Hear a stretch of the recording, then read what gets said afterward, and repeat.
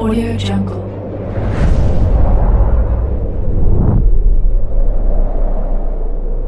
Yo, balik lagi bersama Mimin di Manhua TV.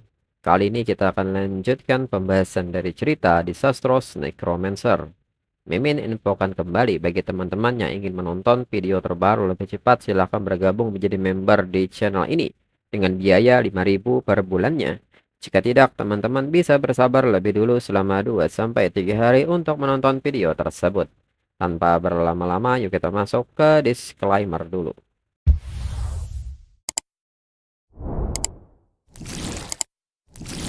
Disclaimer, silakan abaikan hal ini jika kalian sudah mengerti. Ini peringatan mengenai konten di channel ini.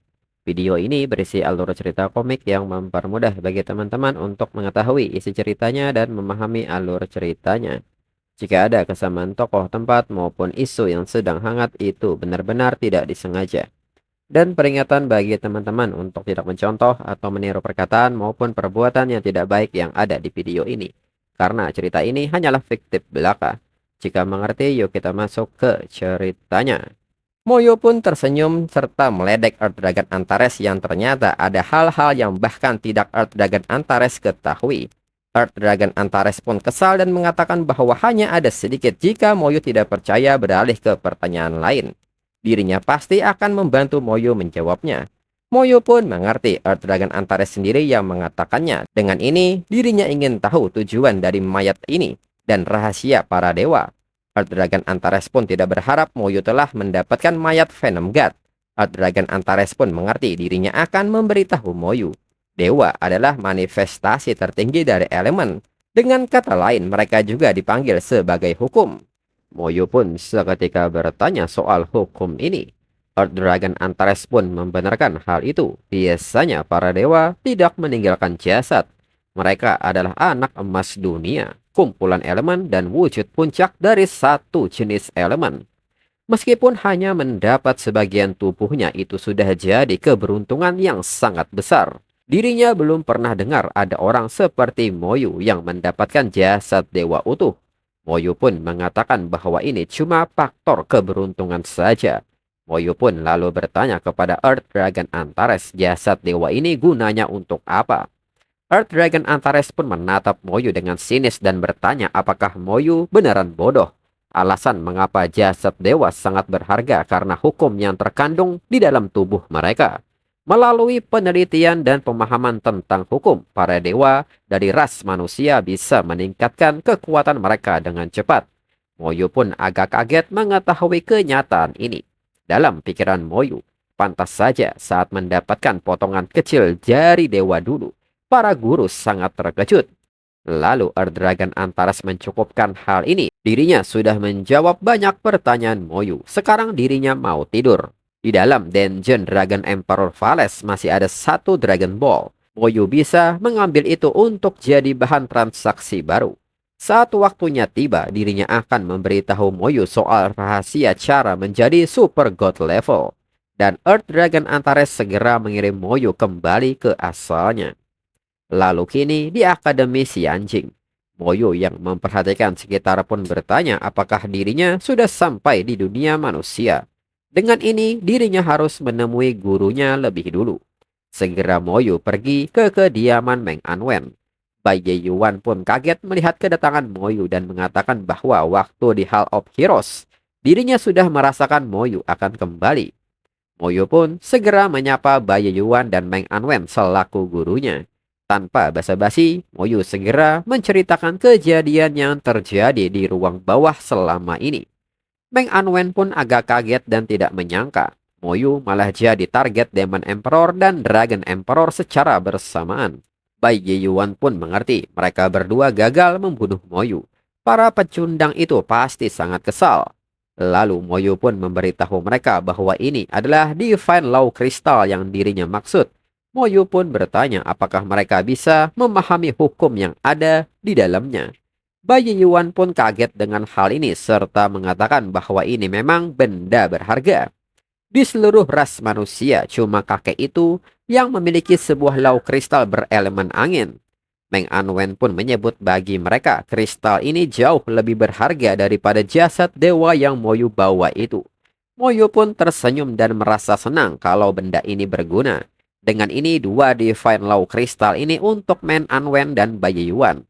Dan satunya lagi, Moyu meminta tolong untuk diberikan kepada Yan Kuangseng. Meng Anwen pun mengatakan kalau Yan Kuangseng sampai tahu dia pasti akan sangat senang. Baiyuan pun nampak kesal dan menyebut Yan Kuangseng beruntung sekali bisa dapat barang berharga.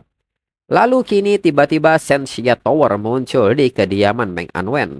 Baiyuan pun segera mengajak Moyu untuk pergi. Moyu yang bingung pun bertanya kemana mereka akan pergi. Baiyuan pun mengatakan kalau soal Abyss dan Dragon Kind, mereka memang tidak bisa membantu Moyu. Tapi untuk urusan dengan sesama manusia, mereka masih punya wewenang untuk bertindak. Lalu kini mereka berpindah ke tempat lain. Baiyuan menyebut bahwa Black Dragon Guild akan menanggung akibat dari perbuatan mereka. Baiyuan pun segera meminta mereka anggota Black Dragon Guild untuk segera keluar. Orang-orang yang berada di bawah pun menyadari bahwa suara ini berasal dari White God Baiyuan, dari Kekaisaran Sensia. Mereka pun bertanya-tanya untuk apa Baiyuan datang ke Black Dragon Guild mereka. Lalu kini beberapa petinggi segera memenuhi panggilan ini. Seseorang dari mereka pun segera meminta maaf karena terlambat menyambut Baiyuan. Mereka tidak tahu kalau White God Baiyuan akan berkunjung. Moyu yang memperhatikan pria yang saat ini di depannya menilai bahwa dia berada di tingkat dewa. Baiyuan pun meminta pria ini untuk menyingkir. Ini bukan urusannya. Jadi jangan ikut campur. Hari ini dirinya akan berurusan dengan Black Dragon Guild. Pria ini pun mengatakan bahwa dirinya tidak tahu apa yang sudah dilakukan Black Dragon Guild sampai membuat White God Baiyuan semarah ini. Baiyuan pun mengatakan bahwa Black Dragon Guild bekerja sama dengan demon dari Abyss untuk membunuh jenius ras manusia di ruang bawah. Menurutnya, apakah dirinya harus beri pelajaran atau tidak? Mereka pun kaget mendengar soal Black Dragon Guild yang bekerja sama dengan demon Abyss. Pria ini pun segera mempersilahkan Baiyuan untuk pergi. Dan segera Baiyuan dan Moyu turun ke Guild Black Dragon King. Namun saat mereka turun tiba-tiba sebuah penghalang muncul. Baiyuan segera meminta ketua Guild Black Dragon yaitu Yenren untuk keluar. Berani berbuat tapi tidak berani bertanggung jawab. Yenren yang keluar pun tertawa kecil dan mengatakan bahwa dirinya sudah tahu hari ini akan tiba. Sejak anaknya mengirim pesan dari ruang bawah tepat sebelum dia mati. Dan diketahui Yenren adalah seorang tingkat dewa level 93 Omniozi. Yenren pun seketika menatap Moyu dengan niat membunuh dan bertanya. Moyu adalah orang yang membunuh anaknya. Moyu bahkan melenyapkan jiwanya sehingga dia tidak punya peluang untuk bangkit lagi. Yenren pun menekankan bahwa dirinya memang tidak akan bisa membunuh White God Baiyuan. Tapi untuk Divine General Lin Moyu, dia akan selamanya berada di Black Dragon Guild-nya. Dan seketika Yenren memanggil makhluk summonnya, yaitu Demon King. Baiyuan yang melihat hal ini mengerti, Yenren memang bekerja sama dengan Abyss. Siapa sangka kalau Abyss sampai memberinya dua Demon King yang baru saja mati agar bisa diubah menjadi Shikigami. Yenren pun menekankan dirinya Omniozi level 93 akan mengirim mereka ke neraka. Baiyuan pun meminta Moyu untuk menyerahkan Shikigami itu kepada dirinya. Moyu tetaplah waspada. Moyu pun menyebut bahwa Omniozi dan dirinya sama-sama berasal dari kelas tipe summoner. Kalau tidak ada makhluk summon, tubuh aslinya pasti sangat lemah. Meskipun Yenren tingkat dewa, mungkin saja dirinya bisa membunuhnya.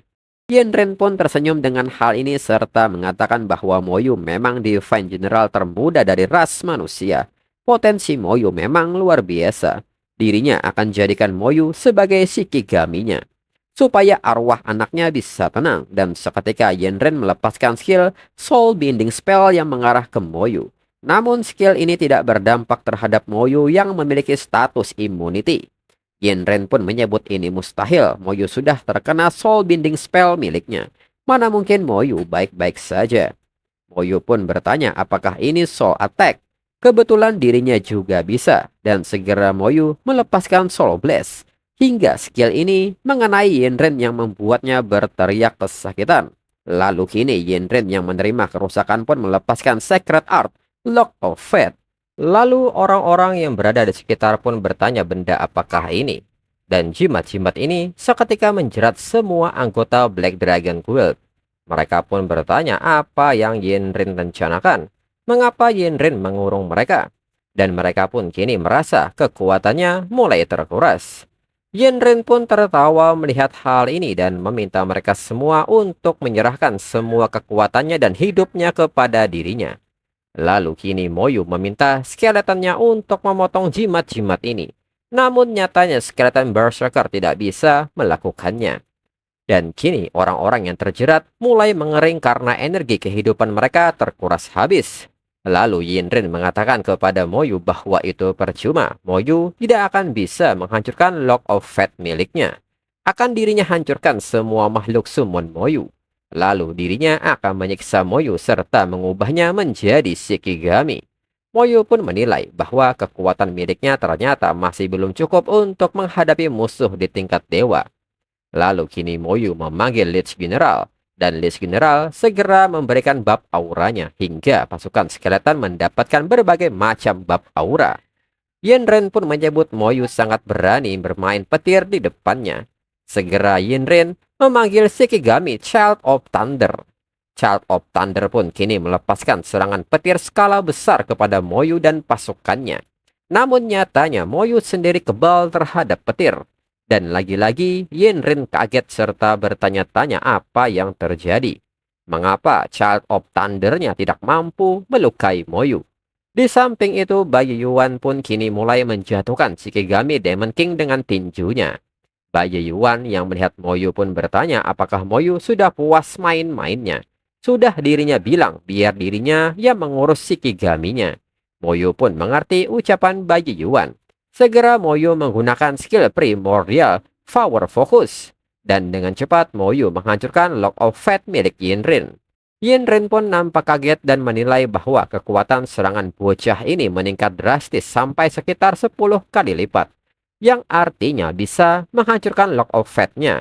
Berarti Moyu juga bisa melukai dirinya. Moyu hanya level 53, beraninya menantang dirinya yang sudah mencapai tingkat dewa. Yenren pun mengaktifkan sebuah formula sihir yang besar dan mengaktifkan skill Shikigami Fusion. Hingga kini sebuah aura besar muncul di sekitar Yenren. Yenren pun menegaskan setelah pemanggilan dirinya berhasil, mereka berdua akan terkubur di sini selamanya. Byaoyuan pun mengatakan bahwa katanya Omiyoshi terkuat bisa memanggil Shikigami legendaris. Tidak disangka kalau Yenren sudah sampai di tingkat sehebat ini. Lalu saat sebuah mata mulai muncul, Moyu mengatakan bahwa aura dinginnya sangat mencekam. Dirinya tidak suka ini. Segera Moyu mengeluarkan Venom Essence, serta memanggil Thunder Venom Divine Beast untuk menyerang Yenrin serta menggagalkan ritual pemanggilannya. Byaoyuan pun nampak kaget dengan binatang serta racun yang baru saja Moyu keluarkan. Byaoyuan pun menyebut Moyu sebagai bocah serta bertanya mengapa tidak bilang dari tadi. Racun ini dirinya tidak mau terkena sedikit pun. Dan kini Thunder Venom Divine Beast mulai menyerap racun yang dilepaskan Moyu. Dan seketika Thunder Venom Divine Beast melepaskan skill Toxic Blast. Yenrin yang kaget pun bertanya skill apakah ini hingga skill ini sepenuhnya mengenai Yenrin. Yenrin pun mengatakan bahwa ini mustahil. Racun apakah ini? Mengapa racun ini bisa merusak tubuh tingkat dewanya? Hingga tubuh Yenrin hanya menyisakan tengkorak akibat racun ini dan perlahan hancur. Serta skill yang digunakan Yenrin terhenti. Byaoyuan pun menyebut racun ini sangat mengerikan. Meskipun tubuh seorang summoner agak lemah, tapi tidak disangka Moyu berhasil. Dan kini, pelindung yang menutupi Black Dragon Guild menghilang. Di saat pria sebelumnya menghampiri Byaoyuan, dan bersamaan dengan hal itu, Byaoyuan dan Moyu segera pergi. Orang-orang ini pun nampak kaget saat melihat racun yang saat ini menutupi Guild Black Dragon. Kemudian kini di kediaman Meng Anwen, Moyu pun bertanya kepada Byaoyuan apakah keputusan mereka ini sudah benar. Bagaimanapun juga dia adalah salah satu sosok tingkat dewa ras manusia. Byaoyuan pun mengatakan siapapun yang bersekutu dengan ras demon adalah musuh dan bukan lagi bagian dari umat manusia. Lagi pula, tindakan ini jadi peringatan untuk negara lain supaya tidak mengincar Moyu lagi. Moyu pun mengerti. Dalam pikiran Moyu ini semua karena dirinya masih kurang kuat. Lalu Bayi Yuan baru ingat dan memberitahu Moyu bahwa sebentar lagi dungeon di Gunung Kunlun akan terbuka. Itu tempat yang cocok untuk level Moyu saat ini. Moyu pun seketika penasaran dengan Gunung Kunlun ini. Lalu kini berpindah ke Pegunungan Kunlun. Orang-orang yang melihat Moyu berjalan sendiri pun bertanya-tanya level berapakah Moyu. Dilihat dari penampilannya, dia pasti kelas holder tipe non-combat. Namun mereka pun penasaran mengapa dia ada di Pegunungan Kunlun. Apakah dia tahu kalau di sini sangat berbahaya? Lalu Moyu yang terus berjalan naik pun akhirnya sampai di depan portal Dungeon Kunlun. Lalu seseorang yang kini melihat Moyu pun bertanya apakah Moyu tidak kedinginan. Dan apakah Moyu tipe non-combat, lalu apakah Moyu terpisah dari timnya? Perlukah mereka mengantar Moyu turun gunung? Moyo pun mengucapkan terima kasih untuk niat baik mereka, tapi dirinya ke sini untuk masuk ke dalam dungeon. Orang ini pun nampak malu dan salah paham dirinya mengerti Moyo ke sini untuk masuk ke dalam dungeon. Melihat pakaian Moyo, dirinya pikir Moyo tipe non-combat. Namun dalam pikiran pria ini merasa aneh mengapa tidak melihat rekan satu timnya. Orang ini pun menjelaskan bahwa ini adalah dungeon Kunlun Divine Palace. Terbagi menjadi 3 tahap. Di kaki gunung ini tahap awalnya yang paling mudah, tapi belakangan ini katanya ada kelas holder dari negara lain yang bikin onar. Jadi Moyu harus waspada. Moyu pun mengucapkan terima kasih untuk informasinya.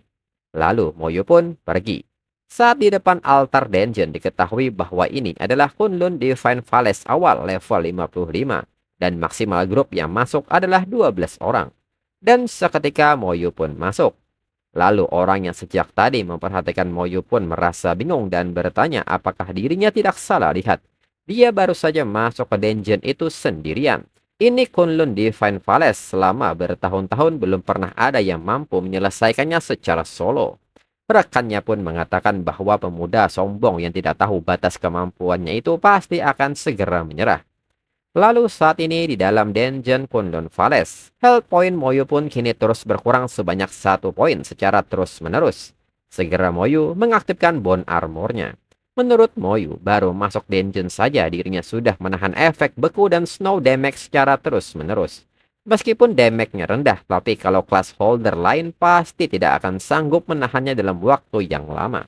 Lalu apa yang dikatakan guru sebelumnya, dungeon Kunlun Divine Palace terbagi menjadi 3 tahap. Dirinya harus meraih skor yang cukup tinggi di tiap tahap untuk membuka dungeon rahasia yang terakhir. Lalu saat Moyu menatap ke sebuah jam pasir, Moyu pun bertanya apakah waktunya sudah mulai berjalan. Jika demikian dirinya harus bergerak lebih cepat. Lalu kini beberapa monster pun mulai muncul dari Ice Snow Lion level 56 dan Snow Mountain Wild-Footed Wolf level 55. Moyu pun menyebut semuanya adalah monster lemah dan segera melepaskan Bone Prison, serta melepaskan Venomous Starburst, hingga beberapa monster yang muncul pun dikalahkan. Dan kini notifikasi pembunuhan serta poin pengalaman membanjiri Moyu. Moyu pun mengatakan bahwa cara terbaik untuk membunuh dengan cepat cuma pakai Corpse Explosion dan segera Moyu melepaskannya. Hingga ledakan ini menghabisi kawanan monster dan notifikasi pembunuhan pun terus muncul. Lalu bersamaan dengan hal ini sesuatu terjadi kepada jam pasir hingga memicu sebuah suara. Moyu pun bertanya mengenai suara ini apakah bosnya sudah muncul. Dan benar saja saat ini di depan Moyu telah hadir Kunlun Demon Bull level 56 yang merupakan bos yang telah ditingkatkan. Moyu yang melihat bos ini pun merasa kecewa dan menyebutnya sangat lemah. Sepertinya monster di dungeon tahap awal ini memang kurang kuat dibandingkan monster yang ada di Ancient Trial Ground. Bedanya jauh sekali seperti bumi dan langit. Lalu kini Demon Bull pun kini mengaktifkan skill Mad Bull Enhancement. Hingga terjadi peningkatan di statusnya dan segera Demon Bull melompat ke arah Moyu. Dan Moyu sendiri kini telah bersiap melepaskan Bone Fang hingga tubuh Demon Bull dihujani Bone Fang milik Moyu. Bersamaan dengan hal tersebut, sebuah notifikasi kini muncul tentang pembunuhan Kunlun Demon Bull dan Moyu mendapatkan 5,8 juta poin pengalaman serta mendapatkan Demon Bull Great Axe dan Demon Bull Leather Armor. Moyu yang memperhatikan jam pasir pun menyebut bahwa sepertinya dirinya cuma butuh waktu sekitar 30 menit saja untuk menghabisi semua monster di sini. Dengan waktu secepat ini, harusnya dirinya dapat penilaian excellent. Lalu tak jauh dari sana, Moyo melihat sesuatu yang bersinar. Saat Moyo mendekatinya, sebuah notifikasi muncul dan mengucapkan selamat kepada Moyo karena telah berhasil solo clear Kunlun Divine Palace awal. Penilaian Dungeon Excellent. Lalu, sesuatu yang bersinar ini ternyata adalah sebuah item Kunlun Snowgrass yang merupakan hadiah tambahan Kunlun Divine Palace awal. Saat digunakan di bawah level 80 akan naik satu level secara instan. Lalu jika digunakan di bawah level 70 akan naik 2 level. Dan jika di bawah level 60 akan naik 3 level. Moyo pun sangat kaget dengan item Kunlun Snowgrass yang bisa langsung meningkatkan level. Dan ternyata item seajaib ini beneran ada. Dirinya belum pernah dengar tentang item ini sebelumnya. Apakah dirinya orang pertama yang dapat hadiah ini? Namun Moyo merasa untuk sementara dirinya akan simpan lebih dulu. Nanti dirinya akan tanyakan kepada Earth Dragon Antares. Dan kini saatnya pergi ke tahap berikutnya. Dan semoga di tahap berikutnya bisa sedikit memberi tantangan. Dan di saat Moyo berangkat ke area selanjutnya, seseorang kini nyatanya menyelinap dan mengikuti Moyo. Lalu Moyo yang telah sampai di tahap berikutnya merasa aneh. Mengapa dirinya merasa ada orang yang sedang mengawasi dirinya?